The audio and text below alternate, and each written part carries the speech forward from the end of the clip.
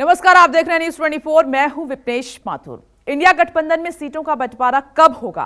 पश्चिम बंगाल में ममता के तेवर और यूपी में अखिलेश यादव के पुराने बयानों का हवाला देकर मीडिया में लगातार ये कयास लगाए जा रहे हैं कि गठबंधन में सीट बंटवारा आसान नहीं होगा।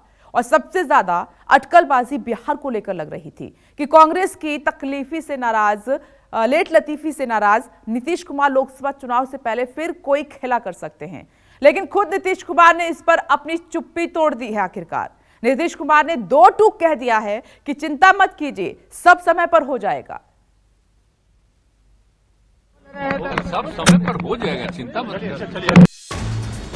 मीडिया रिपोर्ट्स में जिस बिहार में सीट बंटवारे को लेकर इंडिया गठबंधन में सबसे ज्यादा घमासान दिख रहा था, मुख्यमंत्री नीतीश कुमार की माने तो विपक्षी गठबंधन में ऐसी कोई रार नहीं और जल्द ही सीट बंटवारे का इंतजार भी खत्म हो जाएगा।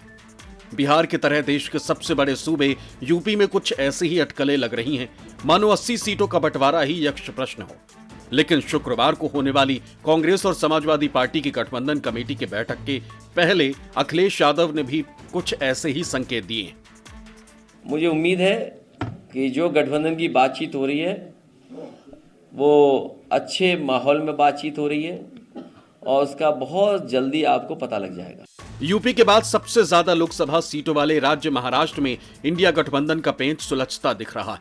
लेकिन गुरुवार को स्पीकर के फैसले ने उद्धव गुट को निराश कर दिया। हालांकि गठबंधन के सहयोगी दल उद्धव ठाकरे के साथ चट्टान की तरह खड़े दिख रहे हैं। यही वजह है कि फैसले से निराश होने के बाद भी उद्धव खेमा हताश नहीं और स्पीकर के फैसले को सुप्रीम कोर्ट में चुनौती देने की तैयारी भी शुरू हो गई।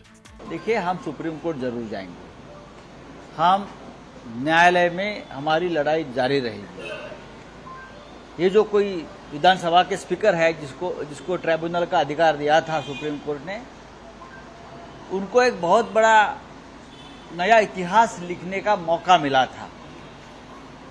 संविधान के आधार पर निर्णय देने का और इतिहास निर्माण करने का उनको एक बहुत बड़ा मौका मिला था। वो मौका गंवाया है और इस व्यक्ति ने भी महाराष्ट्र के पीठ में खंजीर खुपसा है। इस व्यक्ति ने जो संविधान पीठ पर बैठे हैं और निर्णय दिया है, उस व्यक्ति ने भी महाराष्ट्र के पीठ में खंजीर खुपसा है और इतिहास उनको याद रखेगा कि जिसने भी ये निर्णय दिया है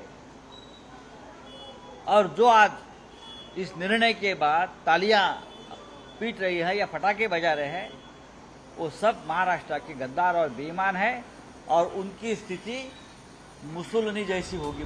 मैंने अपने फैसले में बताया है कि 2022 में मेरे हिसाब से कौन सा गुट असली शिवसेना था। अभी असली शिवसेना कौन सी है, शिवसेना का सिंबल किसको जाता है, पार्टी नेम किसको जाता है, इसके बारे में निर्णय इलेक्शन कमीशन ने दिया हुआ है।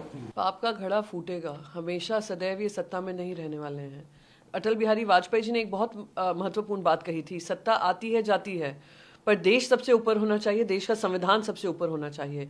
ये जो संविधान को दरकिनार कर कर, सुप्रीम कोर्ट का दिया हुआ जजमेंट को दरकिनार कर कर जो निर्णय लिया गया है, वो मैं मानती हूँ दुर्भाग्यपूर्ण है, देश के संविधान के खिलाफ है। और आने वाले समय में महाराष्ट्र की जनता देख रही है कि किस तरीके से इलेक्शन कमीशन ने ये निर्णय लिए हैं शिवसेना पार्टी का नाम और सिंबल एकनाथ शिंदे को देकर, और साथ ही साथ स्पीकर ने वही काम किया है। देश उसको समझ रहा है और आने वाले समय में देश ही इसका जवाब देगा। खास करके महाराष्ट्र की जनता जिस तरीके से ये पाप किया है, जिस तरीके से ये पीठ में खंजर घोंपने का काम किया है, गद्दारी की है, पैसों के बल पे, सत्ता के बल पे आप लोगों ने जो ये सत्ता बनाई है और सत्ता का मौज लूट रहे हैं, वो जनता उसका हिसाब करेगी। कल का फैसला जो है ये लोकशाही की जीत है, हमारे तमाम कार्यकर्ताओं की जीत है, हमारे बाला साहेब ठाकरे जी और आनंद दिघे जी के विचारों की जीत है। और इसलिए मैं इतना ही कहूंगा कि कल लोकशाही की जीत हुई है, सत्य की जीत हुई है और एकाधिकारशाही, हुकुमशाही, मनमानी तरीके से जो कारोबार करते हैं उनकी हार हुई है। जनता के बीच में हम तो जा ही रहे हैं, जैसे आज भी आदित्य कोल्हापुर में उस तरफ है, मैं भी 23 तारीख को नासिक जा रहा हूँ, 22 तारीख को तालाराम मंदिर में जा रहा हूँ, उसके पहले भी कहीं जाऊंगा, बाद में जाऊंगा। हम तो जनता में रहे हैं, जनता में रहेंगे, जनता और जनता के लिए, जनता के साथ लेकर, जनता को साथ लेकर हम लढेंगे। उद्धव ठाकरेंनी राजीनामा दिला आणि सुप्रीम कोर्टाने भाष्य असं केलं, त्यांनी जर राजीनामा दिला नसता तर आम्हाला या संबंधीचा निकाल न्याय देण्याचा उत्तर घेता आला असता, पण त्यांनी राजीनामा दिला ते त्या ठिकाणी पदावरच नाही, त्यामुळे त्याचा अधिक वाचन करायची आवश्यकता नाही। हा लोकसभा चुनाव को लेकर इंडिया गठबंधन में सीट बंटवारे के कवायद के बीच जम्मू कश्मीर के पूर्व मुख्यमंत्री और नेशनल कॉन्फ्रेंस के अध्यक्ष फारूक अब्दुल्ला को ईडी के समन पर भी विपक्षी नेताओं ने कड़ा ऐतराज जताया। हालांकि 86 साल के फारूक अब्दुल्ला बीमारी का हवाला देकर ईडी के सामने पेश नहीं हुए, लेकिन विपक्षी पार्टी इसको लेकर बीजेपी पर हमलावर उठी। जब भी किसी स्टेट में इलेक्शन होते हैं या पार्लियामेंट के इलेक्शन होने वाले होते हैं तो जो अपोजिशन के लीडर है उनको ईडी बुलाना शुरू करती है, तो इसमें हमें कोई हैरानगी नहीं है। अभी पता नहीं और कितने लोगों को बुलाएंगे। ये आने वाले इलेक्शन की एक कड़ी है, चाहे वो ईडी हो, चाहे वो एनआईए हो, चाहे वो सीबीआई हो।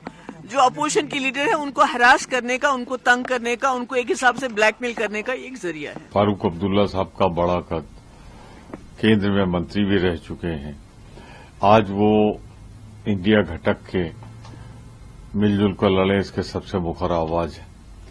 कश्मीर के लिए वो उनके पिताजी ने, दोनों ने एक मजबूत कदम उठाए थे, राजनीतिक रूप से कहा हम भारत के संविधान को मानते हैं और भारत के साथ रहेंगे, तो उनको सजा तो मिल रही थी। मैं समझता हूं राजनीतिक दोष के कारण हो रहा है, राजनीतिक प्रतिशोध के कारण। दरअसल नीतीश कुमार की पार्टी जेडीयू के नेता बिहार में जल्द से जल्द सीट बंटवारे की घोषणा की मांग कर रहे थे, लेकिन कांग्रेस का कहना था कि इसमें जल्दबाजी की कोई जरूरत नहीं है। इन बयानों के आधार पर ही ये कयास लगाए जाने लगे कि नीतीश कुमार कांग्रेस के रुख से बेहद नाराज हैं और बिहार में कोई नया खेला भी मुमकिन है। लेकिन अब नीतीश कुमार ने अपनी चुप्पी तोड़ दी, मीडिया की अटकलबाजियों को सिरे से खारिज भी कर दिया। सौरभ कुमार, पटना, न्यूज़